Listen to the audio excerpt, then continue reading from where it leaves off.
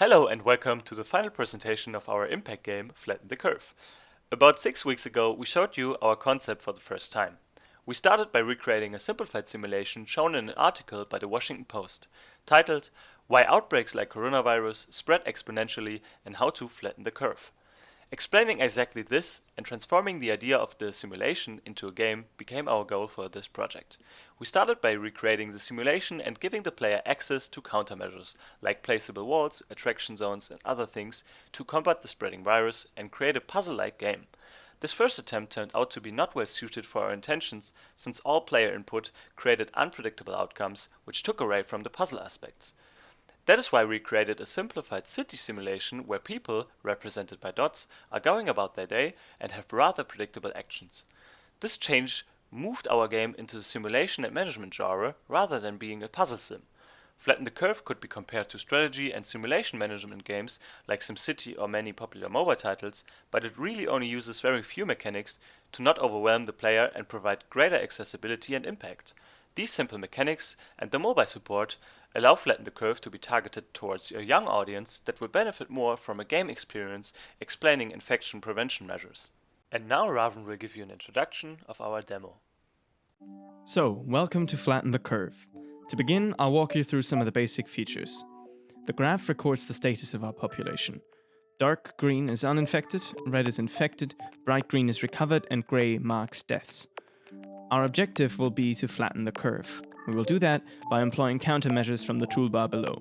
The blue markers denote the individual point cost, which is deducted from the bar above that fills over time and as infections rise. Now, let's take a look at the world. Here you can see a city map with different roads and buildings that the population interacts with. From an arts perspective, we've aimed to keep everything clean and simple to enhance readability and to keep a neutral tone to underline the simulation aspect of the game. We've designed the UI to be easy to use and mobile compatible. Let's take a look at a building. This yellow building is a recreational building where people come to have fun. The slots in the center are empty spaces for people to occupy. Should the building be full, people will try to queue up on the left here. People have different needs: work, rest, food and fun, which they will try to satisfy by visiting the corresponding buildings.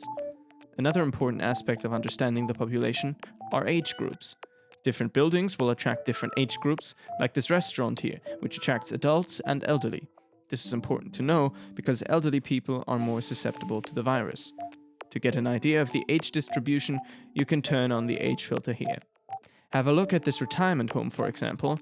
It's populated only by elderly people. If you need to review any information, you can always press the question mark to open the tutorial and pause the game. Now the only thing left to do is to set our simulation speed and press play.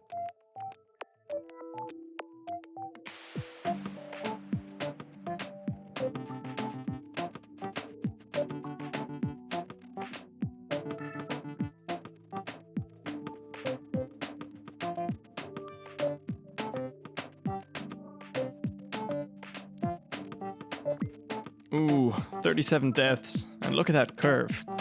Now let's have a look at how countermeasures can help to flatten it. So we just saw what happens if the player does not take any actions to influence the simulation. Now I will take over the control and we will see how I can improve the situation. I started off by looking down all the residential buildings to find the infected dots. Luckily, they were all in one building at the start, as you may notice by the red color of 2 dots. Cause the infected dots decided to stay in there for a while, I can tell you a little more about how we simulate an infection. Like in the real world, the virus needs to get through an incubation time before the infection becomes serious. Then the dot starts to cough, indicated by a red circle appearing now and then, which is the one and only way how the virus can get from one dot to another to reproduce itself. Each infection lasts for a given time after the dot either fully recovers and becomes immune to the virus or dies. Because the virus spread inside the building, I started to consider my available options. Each of them consumes a different amount of resources from the resource bar, which fills up over time and with each new infection automatically. So the longer you play, the more difficult the situation becomes, the more resources you have available. In the end, I selected the mask station, which reduces the infection radius and increases the time between each cough. This station can provide masks to 8 dots over a given time, which is displayed by the little mask icon on each of them.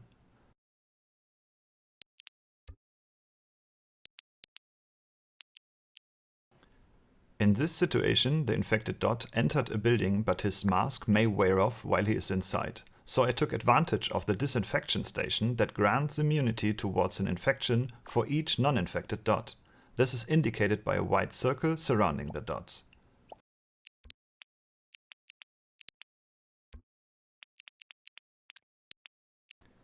I already saved up a lot of resources to afford the testing station and placed it around these 2 infected dots.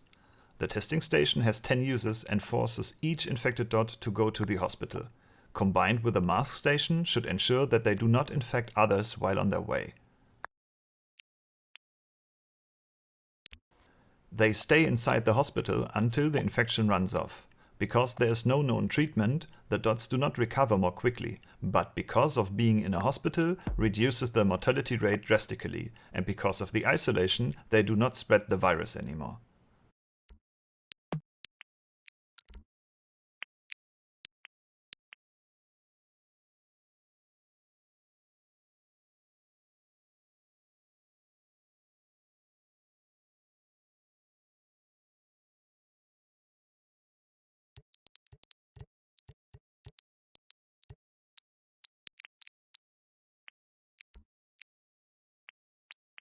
The museum seems to be in a critical situation. A lot of dots are inside and the virus is about to spread here.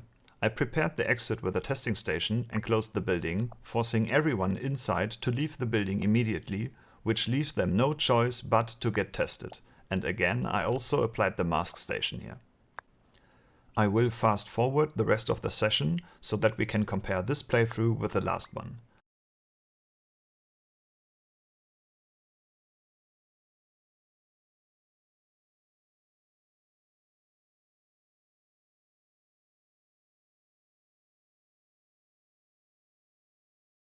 At the top, you can already see that all my measures flattened the curve a lot, but my mortality rate is still high. Maybe you are able to beat me. I will hand over to Niklas again, who will give you more insights about the game's impact. Flatten the Curve informs the player about how the simulation is built up and invites experimentation. Players can let the simulation run using only certain measurements or none at all, to see how measurements relate to the infection curve. This is the basis of our intended impact. The player should learn about prevention methods and how to utilize them, and why these measurements are important. Playing the simulation and coming up with creative solutions should create an engaging learning process. To measure our impact on the player, we would rely on 2 methods: collecting data and doing a playtest accompanied by a survey. We would use data collection to ensure that our mechanics are used as intended, collecting success rates of early and later play attempts and counting the usage of prevention tools would allow us to make sure nothing is out of balance or poorly explained. The playtest would be accompanied by a survey before, right after, and at least 2 weeks after playing the game. With this, we would be able to tell how the knowledge and awareness of the topic changed over time after playing the game. Similar methods are also used by the United States Department of Health and Human Services when measuring the impact of health and safety education. Questions would range from general knowledge query to personal use of measurements. This could even be done remotely by using online survey tools and sending out follow-up emails. When talking about what I've learned from this project, the biggest thing standing out by far is what is the difference between a simulation and a video game. In the beginning of the project, it seemed quite simple to recreate a simulation and give the player actions to perform, but that alone doesn't make for a good game. Creating an engaging experience where the player feels in control and gets excitement from being part of it oftentimes isn't a scientifically accurate simulation. A simulation, on the other hand, always has unpredictable outcomes that can create frustrating player experiences. Another way to go about this project would have been a stronger focus on sandbox aspects. My time on this project was spent primarily in the realm of UI and UX design. I learned a lot about designing and creating interfaces and making them usable on mobile and web, and how viable that cross-platform development process is. I also learned the increased importance of a smooth user experience and tutorial information when developing an impact game like ours. My biggest takeaway is the importance in clarity when it comes to representing datasets and how difficult that gets as you need to convey more and more information. My initial concepts had to evolve a lot to accommodate all of the gameplay elements that we introduced. I'm satisfied with the final result, but our over-reliance on color coding is something I would like to address if we were to develop the game further. Now, that is it for us. Thank you for listening. Flatten the Curve is live now. Just follow this link to play. We'd love to hear your feedback. Stay safe out there.